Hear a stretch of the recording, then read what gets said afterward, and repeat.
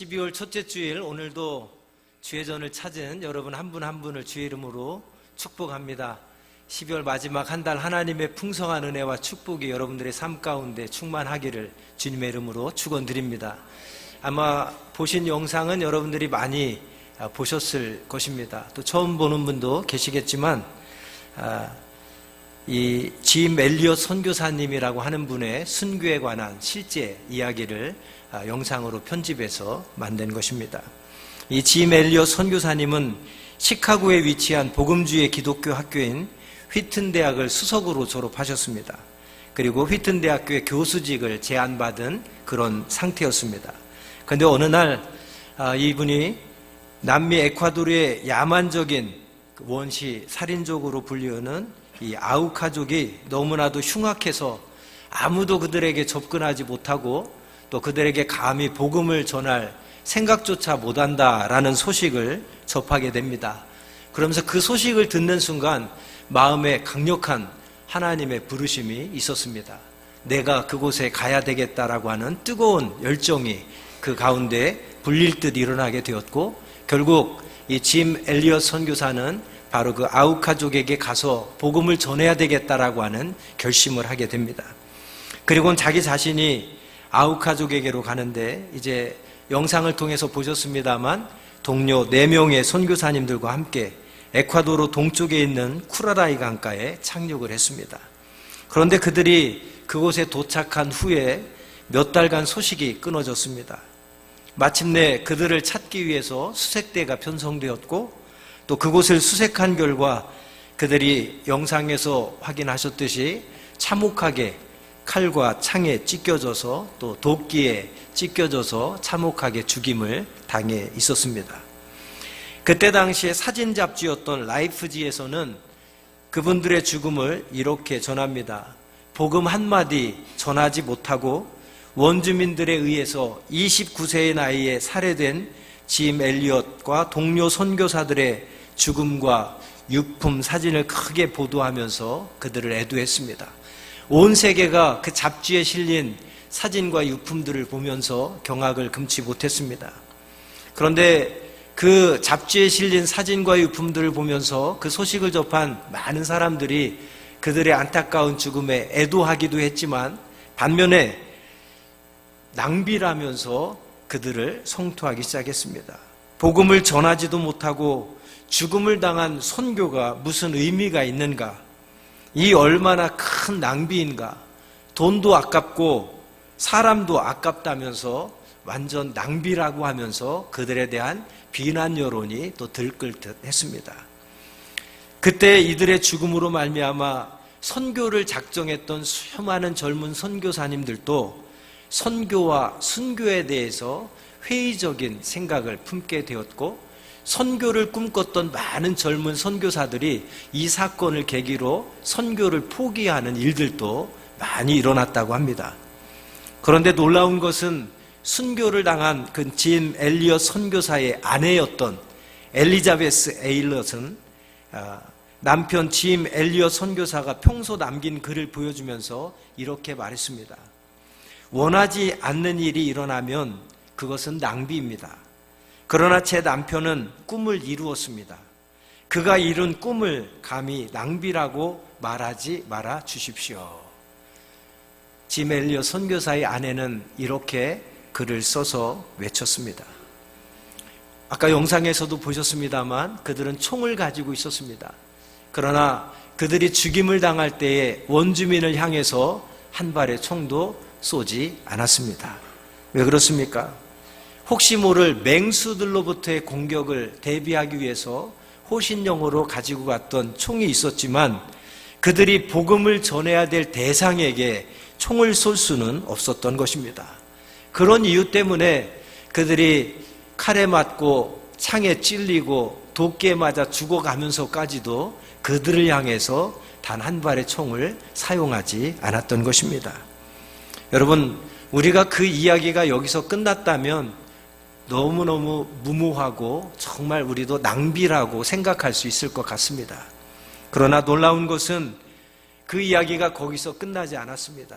그 뒷이야기가 하나님이 살아계시고 하나님의 말씀이 살아있고 정말 역사하시는 것을 우리가 그 뒤의 이야기를 통해서 우리는 확인할 수 있습니다. 우리나라에도 기독교 초기 선교사님들께서 순교를 당한 분들이 얼마나 많이 있습니까? 그러나 그 순교자의 피가 헛되지 아니하고 오늘날 세계적으로 가장 큰 부흥을 이룬 한국 교회가 된 줄로 믿습니다. 오늘 이 5분의 영상을 통해서 보셨듯이 짐 엘리엇 선교사님과 동료 4명의 선교사님의 죽음이 그것으로 끝났다면 정말 헛된 죽음이고 완전 낭비일 수밖에 없는 죽음이었겠지만 여러분, 하나님은 분명히 살아계신 줄로 믿습니다. 하나님의 말씀은 살아있는 줄로 믿습니다. 순교자의 피는 결코 헛되지 않은 줄로 믿습니다. 이 사건 이후의 이야기가 이렇게 전개됩니다. 짐 엘리엇 선교사님과 그의 일행이 순교를 당한 후에 짐 엘리엇 선교사님의 아내였던 엘리자베스 에일롯은 이제 간호 공부를 하게 됩니다. 그래서 수년 동안 간호학교에 가서 간호에 대한 훈련을 받게 되고 남편이 순교를 당한 이 아우카족에게로 이제 간호를 배운 걸 가지고 재능을 가지고 아우카족에게로 들어갑니다. 그리고 남편을 무참하게 죽인 그들에게 예수님의 사랑을 전하기 시작합니다.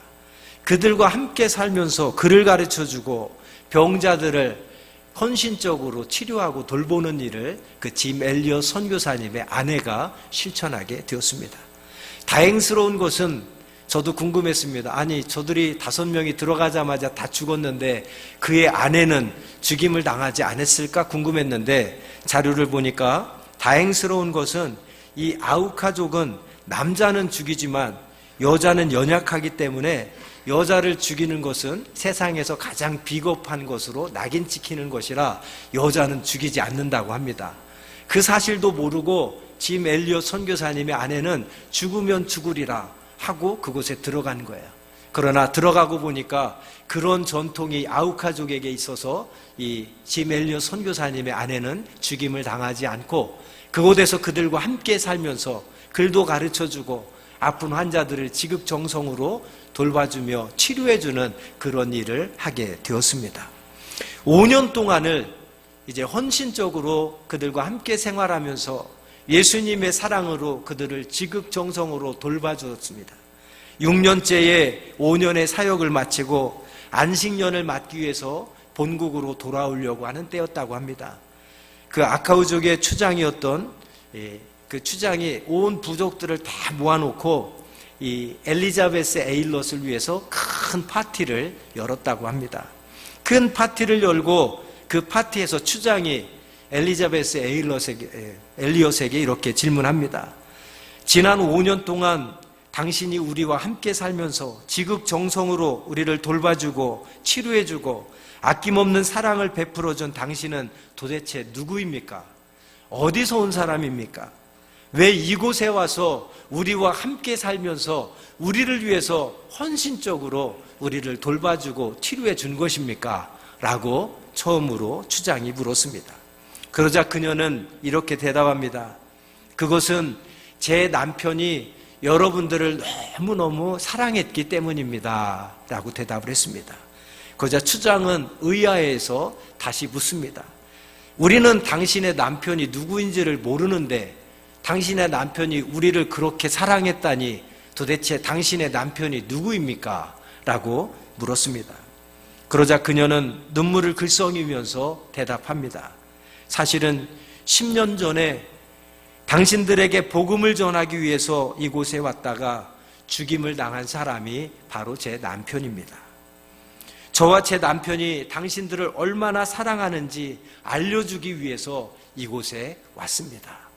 제 남편이 먼저 와서 당신들에 대한 사랑을 알려주려고 했지만 당신들이 그것을 모르고 제 남편을 죽여서 제가 다시 찾아왔습니다.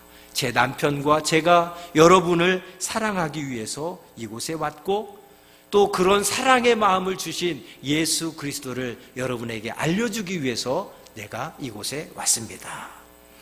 그 이야기를 들은 아우카 부족은 할 말을 잃어버렸습니다.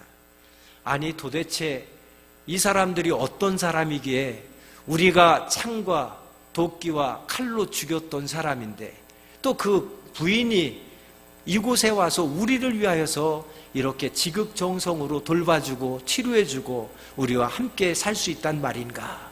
이들은 의아했습니다.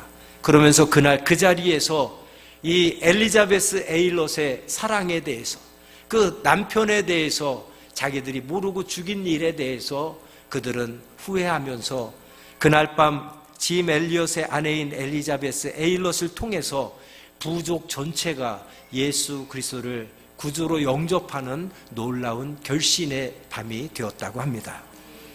더 놀라운 것은 남편을 죽였던 장본인이었던 이 키모라고 하는 사람은 그 부족의 최초로 목사가 되는 놀라운 축복도 있어지게 되었다고 하는 사실입니다. 순교한 선교사들의 두 자녀 중 2명이 아버지가 순교한 그 강가에서 세례를 받았고 또 엘리엇의 딸은 아우카족과 함께 살면서 엄마와 함께 헌신적인 예수 그리스도의 사랑을 그 부족들에게 베풀었다고 합니다. 짐 엘리엇이 순교한 지 36년이 지난 1992년에 그 순교의 현장에서 신약 성경이 봉헌드려지는 그런 봉헌 예배가 또한 드려졌다고 합니다. 여러분, 짐 엘리엇 선교사가 학교 다닐 때 쓴 일기장에는 이런 글귀가 쓰여져 있습니다. 영원한 것을 얻기 위해 영원하지 않은 것을 버리는 일은 결코 어리석은 선택이 아니다. 만약 짐 엘리엇이 창을 들고 달려드는 원주민을 향해서 총을 쐈다면 아마 아우카족에게 이렇게 놀라운 생명의 구원의 역사가 일어나지 않았을 것입니다. 총으로 자신들의 목숨을 건졌을지는 모르지만 그 땅에 구원의 역사는 일어나지 않았을 것입니다. 어쩌면 그들을 죽인 것에 대해서 선교하러 갔다 자기 목숨을 위해 그들을 총을 쏴서 죽인 것에 평생 자책하며 후회하며 살았을지도 모를 것입니다. 그러나 그들은 결국 자신이 죽어가면서도 그들을 향하여 총을 쏘지 않았고 죽어가는 마지막 순간까지도 나는 당신들의 친구라고 외칠 때에 또 그 아내가 죽은 남편을 위하여 죽으면 죽으리라는 마음으로 그곳에 가서 다시금 그들의 친구고 그들에게 사랑을 전하기 위하여서 간호학을 공부하여서 헌신적으로 예수님의 사랑으로 그들을 돌보고 치료해 줄 때에 여러분 그 부족 전체가 예수님을 구주로 영접하고 또 남편을 죽인 장본인이 목사가 되는 놀라운 역사가 일어난 줄로 믿습니다. 이 말씀이 무엇을 의미합니까? 하나님은 분명히 살아계신 줄로 믿습니다. 하나님의 말씀은 분명히 살아 역사하는 줄로 믿습니다. 예수 그리스도의 사랑은 희생이고 낭비가 아니라 더욱더 풍성한 은혜와 사랑으로 우리에게 열매 맺게 해주시는 놀라운 최고의 사랑인 줄로 믿습니다. 세상의 눈에는 그들의 죽음이 가장 헛된 것으로 보일 수 있을 것입니다. 어쩌면 그들의 희생이 정말 낭비 중에 낭비라고 이야기할 수 있을 것입니다. 그러나 그들의 희생으로 얻은 복음의 열매가 얼마나 크고 놀랍습니까? 사랑하는 여러분, 우리가 진리의 길을 걷는다고 하는 것은 설령 우리의 목숨을 잃게 되고 우리의 건강을 잃게 되고 우리의 시간과 우리의 재능이 낭비되는 것처럼 보일지라도 영원한 생명을 얻기에 결코 어리석은 것이 아니고 결코 손해나 낭비가 아니라는 사실을 우리는 깨달아야 할 줄로 믿습니다. 사도 바울은 그리스도를 따르면서도 세상의 계산 방식을 버리지 못하는 사람들에 대하여 안타까워하면서 오늘 본문에 이렇게 말씀하고 있습니다. 우리 16절부터 19절까지의 말씀을 함께 읽겠습니다. 16절입니다. 만일 죽은 자가 다시 살아나는 일이 없으면 그리스도도 다시 살아나신 일이 없었을 터이요 그리스도께서 다시 살아나신 일이 없으면 너희의 믿음도 헛되고 너희가 여전히 죄 가운데 있을 것이요 또한 그리스도 안에서 잠자는 자도 망하였으리니 만일 그리스도 안에서 우리가 바라는 것이 다만 이 세상의 삶뿐이면 모든 사람 가운데 우리가 더욱 불쌍한 자이리라. 무슨 말씀입니까? 우리 예수님께서 십자가에 못 박혀 죽으시고 다시 살아나지 않으셨다면 부활도 헛되고 우리의 믿음도 헛것이겠지만 결코 그렇지 않다는 것입니다. 예수님은 분명히 십자가에 못 박혀 죽으시고 3일 만에 부활하신 줄 믿습니다. 그리고 하늘로 승천하셔서 다시 우리를 심판하기 위하여 이 땅에 심판의 주로 재림하실 줄로 믿습니다. 그 예수 그리스도에 대한 믿음이 결코 헛되지 않음을 우리는 분명히 확신하는 줄로 믿습니다. 바로 오늘 사도 바울이 이 말씀을 하고 있는 겁니다.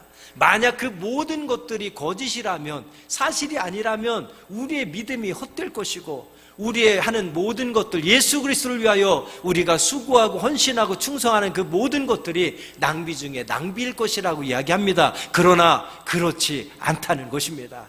우리 주님은 분명히 살아계시는 줄 믿습니다. 우리 주님을 위하여 수고하고 헌신하고 충성한 그 모든 것들이 주 안에서 결코 낭비가 아니라 헛된 일이 아니라 분명 하나님께 영광이 되고 우리가 알지 못하는 더 풍성한 열매들을 우리 하나님께서 허락해 주실 것을 우리에게 선포하고 있는 말씀인 줄로 믿습니다. 여러분, 분명히 이 세상에 삶만 있다면 그 모든 것들이 헛될 수 있고 낭비일 수 있지만 19절에 사도 바울이 선포하는 말씀이 무엇입니까? 그리스도 안에서 우리가 바라는 것이 다만 이 세상의 삶뿐이면 모든 사람 가운데 우리가 더 불쌍한 자라. 우리의 삶이 이 땅에서의 삶만 있다면 이렇게 주일날 예배 자리에 나와서 수고하고 헌신하고 봉사하고 충성하는 그 모든 것들이 정말 어리석은 것이고 불쌍한 것이고 헛된 것이고 낭비할 수 있겠지만 그렇지 않다는 것입니다. 할렐루야. 바울은 디모데 후서 2장 15절에 말씀합니다. 너는 진리의 말씀을 옳게 분별하며 부끄러울 것이 없는 일꾼으로 인정된 자로 자신을 하나님 앞에 드리기를 힘쓰라. 사랑하는 여러분, 세상 사람들은 오늘 이 자리에서 예배하는 우리들을 이해하지 못할 것입니다. 주일인데도 늦잠도 안 자고 쉬거나 놀러 가지도 않고 예배를 드리기 위해서, 직분을 감당하기 위해서 먼 길도 마다하지 않고 교회에 와서 헌신하고 봉사하고 수고하는 우리들을 세상 사람들의 눈으로, 세상의 계산으로는 도저히 이해 못하고 우리를 불쌍하게 생각하고 어리석게 생각하고 우리가 하는 모든 것들을 다 낭비한다고 이야기할 수 있을 것입니다. 교사로, 찬양대로, 악대로, 주방 봉사로, 청소로, 차량 운행으로, 성경 공부로 많은 수고를 아끼지 않는 우리 그리스도인들, 세상 사람들의 눈에는 이해하지 못할 일들일 것입니다. 어리석다고 생각할 것입니다. 땀 흘려서 세상에서 열심히 수고하고 번 돈 교회에다가 헌금하는 그리스도인들 절대 이해하지 못할 겁니다. 아깝다고, 낭비한다고 이야기할 것입니다. 땅끝까지 복음을 전파하기 위하여 생면부지의 척박한 땅에 가서 목숨 걸고 일생을 바치는 선교사님들을 세상 사람들은 세상의 눈으로는 절대 이해하지 못할 것입니다. 어리석은 것이라고, 정말 불쌍한 사람들이라고, 낭비 중에 낭비라고 이야기할 것입니다. 여러분, 그러나 중요한 것은 우리 주님이 보시기에도 우리의 수고와 희생과 헌신이 낭비로 보여질까요? 마치 마리아가 향유 옥합을 깨뜨려서 예수님의 발 앞에 값비싼 향유를 다 쏟아부었을 때 그 광경을 지켜보던 모든 사람들이 이야기합니다. 심지어는 예수님의 제자까지도 이야기합니다. 그 비싼 것을 왜 낭비하느냐고 그 여인을 꾸짖습니다. 차라리 그것을 팔아서 가난한 자들을 위해서 잘 사용하면 훨씬 그 편이 좋을 텐데 왜 값비싼 것을 쏟아서 낭비하느냐고 그 여인을 책망합니다.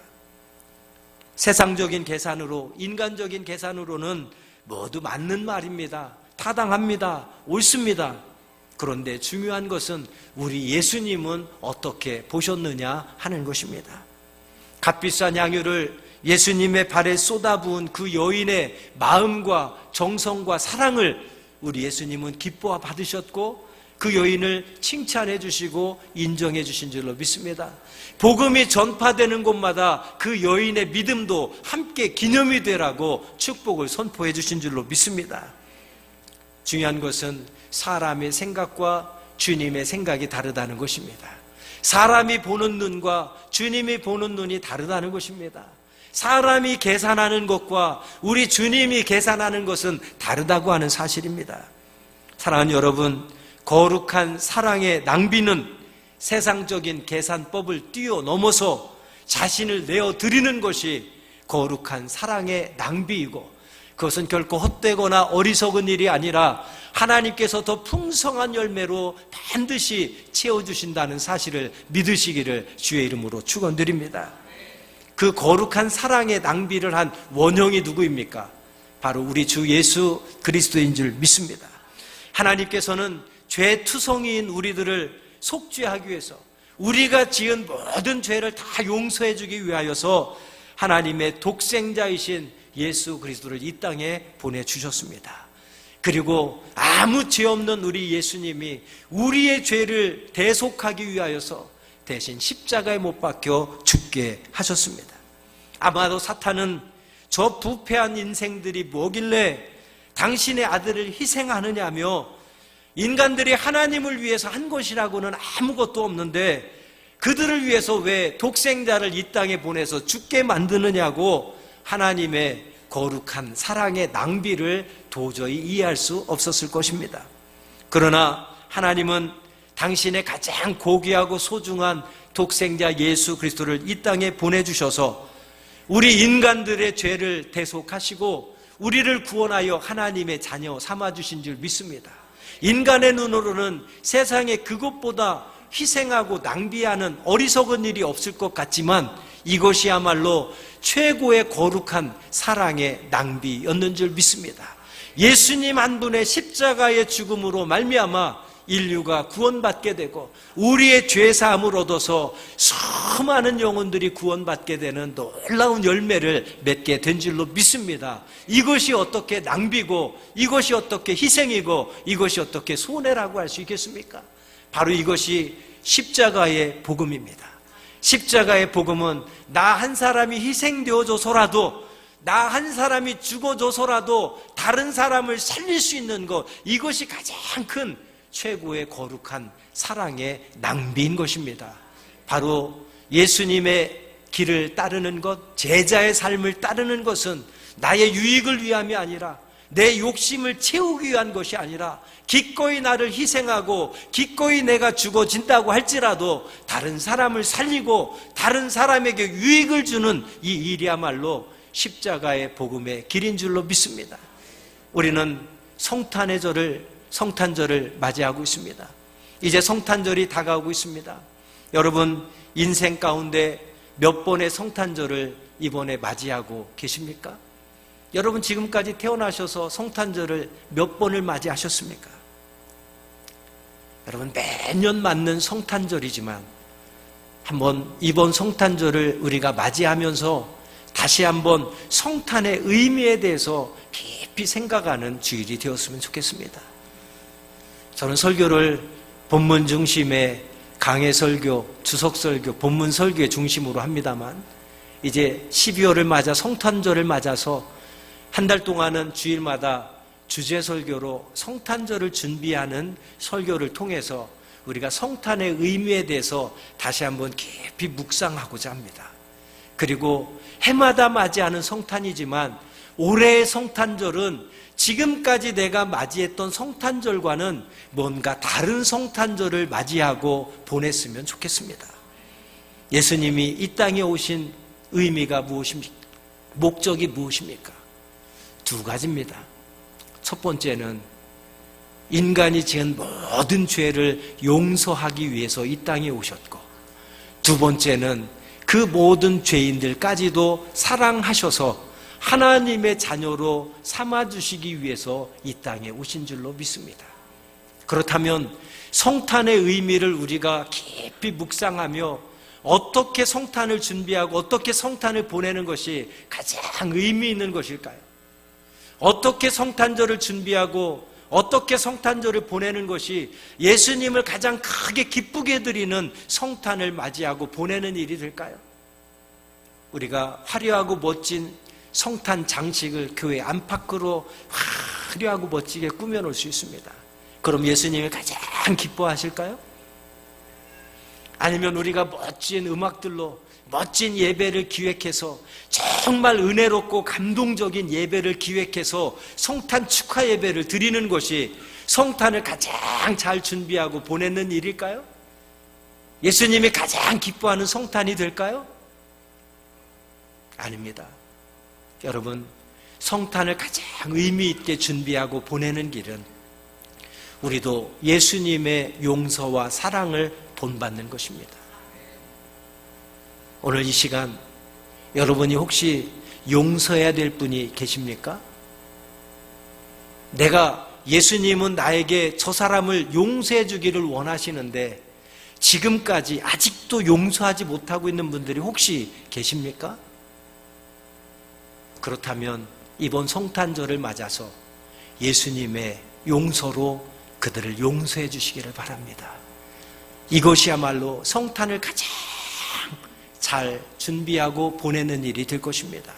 예수님이 그 어떤 것보다도 가장 기뻐하시는 성탄이 될 것입니다. 내 생각으로는, 내 마음으로는 절대 저 사람은 용서하지 못해. 내가 죽어서 무덤에 갈 때까지도 저 사람만큼 내가 절대 용서할 수 없어 라고 하는 그 사람까지도 나 같은 죄인을 용서해 주신 그 예수님의 사랑으로, 예수님의 용서로 그들을 용서해 주시기 바랍니다. 나는 절대 당신 용서해 줄 수 없지만, 나는 절대 당신 용서해 주고 싶지 않지만 예수님의 용서로 내가 당신을 용서해 주겠다. 이번 성탄절에 용서하는 그러한 역사들이 여러분 가운데 있어지길 주의 이름으로 축원드립니다. 그리고 혹시 예수님께서 저 사람을 사랑해 줘라 라고 하는 사람이 우리 주변에 있다면 이번 성탄절을 맞아서 그런 분들을 사랑해 주는 성탄절이 되기를 주님의 이름으로 축복드립니다. 나 같은 사람도 예수님이 용서해 주시고 나 같은 사람도 예수님이 사랑해 주셨는데 내가 무엇이라고 감히 예수님도 용서해 주시고 예수님도 사랑해 주신 그 사람들을 용서하지 못하고 사랑하지 못한단 말입니까? 우리가 수십 년 교회 다니면서 신앙생활을 하는 게 중요한 게 아닙니다. 교회에서 내가 어떤 직분을 갖고 있느냐가 중요한 게 아닙니다. 제가 사관직을 가지고 있어도 아직도 제 마음속에 삶속에 누군가를 미워하고 용서하지 못하고 사랑하지 못하면 하나님이 기뻐하시지 않는 거예요. 올바른 믿음이 아닌 것입니다.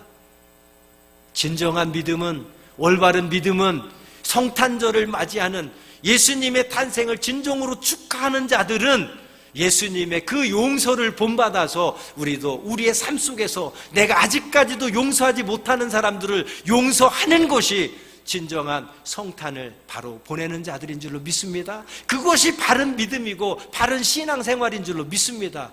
겉모습만 교회에 왔다 갔다 하고 수없는 예배를 드린다고 할지라도 아직도 예수님이 용서해주고 사랑해주기 원하는 그 한 사람을 내가 아직도 용서하지 못하고 있다면, 사랑하지 못하고 있다면 이것은 아무리 화려하게 멋지게 성탄을 보내도 우리 예수님 절대 기쁨되지 못하는 것입니다. 이것은 예수님을 바로 믿지 못하는 것입니다. 말씀을 맺습니다. 성탄절이 다가오고 있습니다. 이번 성탄절은 내가 지금까지 보냈던 성탄절과는 정말 다른 성탄절이 되기를 원합니다. 주님께서 이 시간 내 마음에 용서했으면 하는 사람이 떠오르면 이번 성탄절을 맞아 예수님의 사랑으로 용서해 주시기 바랍니다. 내가 꼭 사랑했으면 하는 사람들이 있다면 이번 성탄절을 맞아 그들을 사랑해 줄 수 있는 그런 예수님의 참된 제자들이 되기를 주의 이름으로 축원드립니다. 기도하겠습니다. 고맙고 감사하신 아버지 하나님, 해마다 맞이하는 성탄절이 다가오고 있습니다.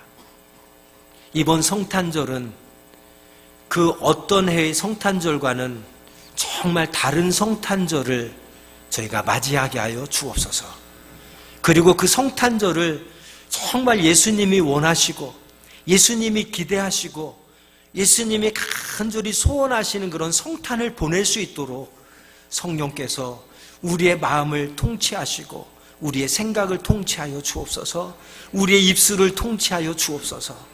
이번 성탄절에 나는 할 수 없지만 예수님의 사랑으로 내가 용서해 주게 하시고 내가 사랑해 줄 수 있는 그런 예수님의 용서와 사랑이 내 삶을 통해서 나타나게 하여 주옵소서.